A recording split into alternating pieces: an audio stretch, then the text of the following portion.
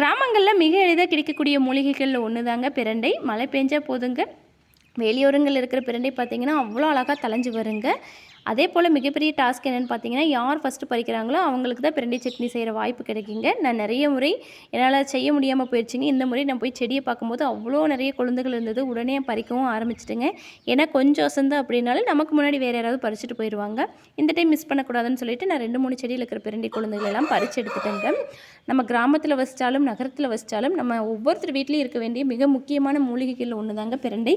ஏன்னு கேட்டிங்கன்னா ரொம்ப ரொம்ப ஈஸியாக வளர்க்கலாங்க. இதையே நம்ம கொஞ்சமாக கிள்ளி எடுத்துகிட்டு வந்து நட்டி வச்சுட்டோம், தண்ணி அப்பப்போ ஊற்றினா மட்டும் போதுங்க, அவ்வளோ அழகாக தளைஞ்சு வருங்க. நம்மளுக்கு எப்பப்போ சட்னி செய்யணும்னு தோணுமோ அப்போல்லாம் நம்ம பறித்து செஞ்சுக்கலாம்.